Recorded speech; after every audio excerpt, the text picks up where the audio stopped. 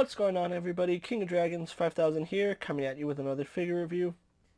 Today we'll be having a look at the Mattel WWE Elite Collection 72, the Animal Batista.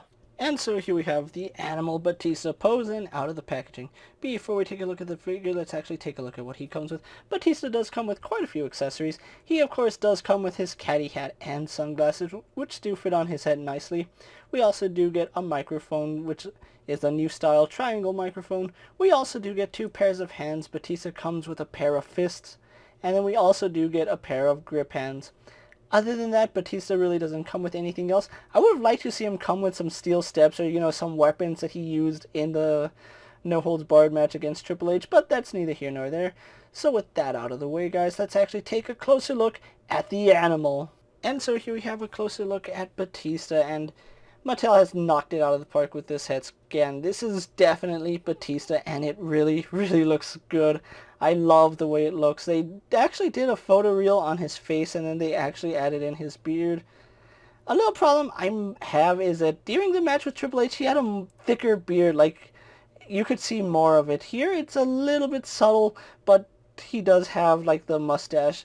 He actually had more of it during the match, but overall, I still think this is a really nice likeness. Now, he doesn't have any hair because Batista, of course, shaves his head. So it's actually quite normal that he doesn't have any hair. And let's not forget about his bald spot. So that's kind of the reason why he keeps his hair shaven. But having a look at the figure, there are some things a little bit inaccurate about his tattoos. For example, his tattoo right here, I believe, should actually extend to this side of his body. I don't know why it just goes here and then doesn't appear on this side. But that flag tattoo should actually be on this side as well. It should go up to about halfway up to his traps and then appear on the other side. Now that is something that it could have been done better, but I don't know. Mattel just kind of phoned it in with that particular tattoo. Other than that, his tattoos do look really nice. I do like it. You do have the Puerto Rican tattoo on this side. His Japanese, I believe that's Japanese. I forget whether it was Japanese or Chinese, but we do see some of his tribal tattoos, which he was really known for. We do have some writing right here. We do have some more here. On the back, we have that really awesome dragon tattoo, which goes from his back all the way to the base of his spine. We also do have a floral pattern here. Just chock full of detail on this figure, and that's just his tattoos, and that's the crazy thing about it. We have some more tattoos right here. We have his star tattoos that go from the ribs all the way up to the shoulders, so that looks good. We have some more tattoos right down here. We, of course, do have his cover-up tattoo, where he used to have that really girly star on his stomach, which is now eagles. It does look like eagles, and a skull, and that looks really nice.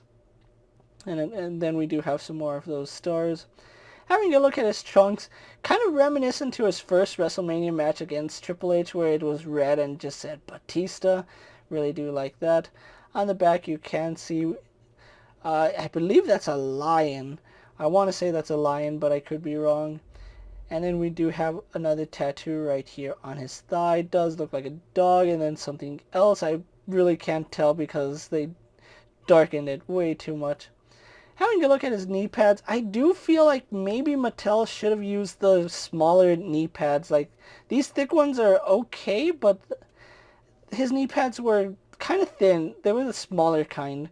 So I understand why Mattel did that, just to cover up more of the area, but they could have painted the not the tattoos, but the knee pads up here above his knee. They've done it with other figures. I don't know why they couldn't have done it with Batista here. You can see he is wearing the stockings or socks, the compression socks, I believe. And then we have a look at his boots, which I think are the most inaccurate thing. The style is correct, don't get me wrong. The style of boots is correct. He just had a line going down the side, and it was a black line. And that is, of course, omitted from the figure. I don't know why. Maybe they just wanted to continue the sculpt and didn't want to have a black line just randomly. But that's kind of how his boots were. That's not a bad thing. The black soles do look nice, so really can't fault the figure too much because he has a lot of detail, and that's something I really love when Mattel makes a Batista figure, is that we get this really nice, beautiful tattoo on his back, and just the amount of detail that goes into him. It shows the amount of care that Mattel can put into figures when they really want to. So overall, this is a really nice figure. So what we're going to do now is compare him to other figures you may have in your collection. Here we have Batista posed next to an elite Brock Lesnar and a basic Jeff Hardy.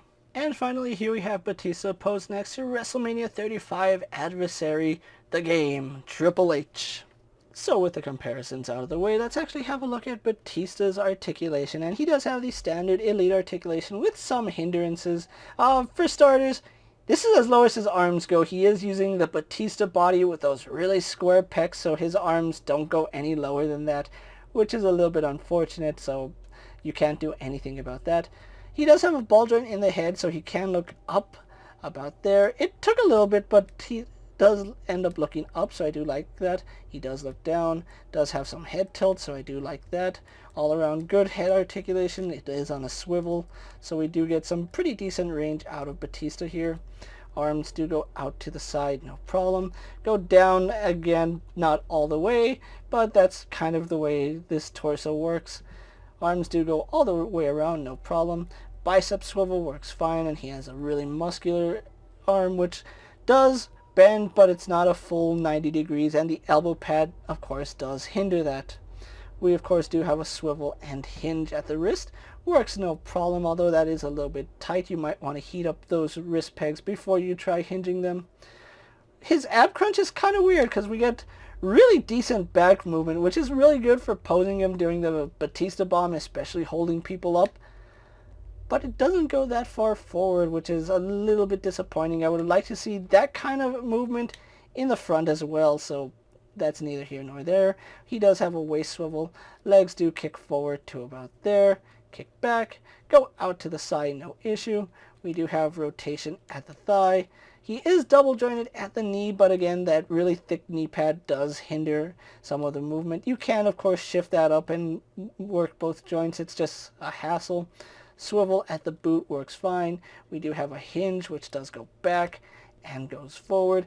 And then, of course, we do have rocker ankle, which surprisingly does work for Batista here. So you can get him in the machine gun squad, so I do like that. So, with that out of the way, guys, let's actually get Batista posed for my final thoughts, and then we'll wrap up this review. And here we have the Animal Batista posed for my final thoughts, and overall, really blown away by how good this figure is. Now, some of his tattoos are a little bit inaccurate.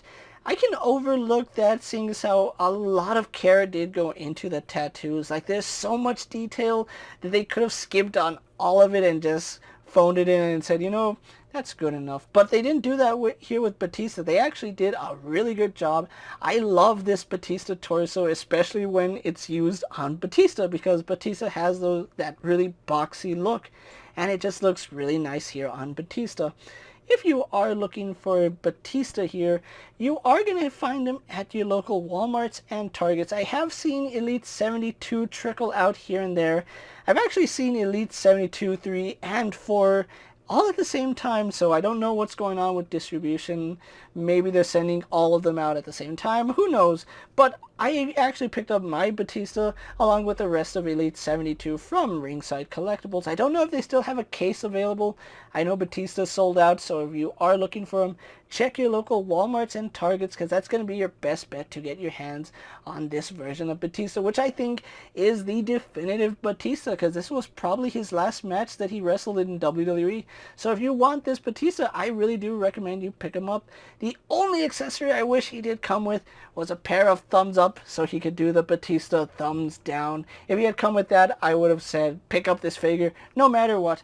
Even still, I'm going to say pick up this figure no matter what. WWE fan, Batista fan, Guardians of the Galaxy fan, just pick up this Batista and you won't be disappointed. With that being said, guys, I'm KingofDragons 5000. Don't forget to like this video, leave a comment, subscribe to my channel. Go ahead and check out all my other action figure reviews, as well as all my other WWE videos. Hopefully you find them informative.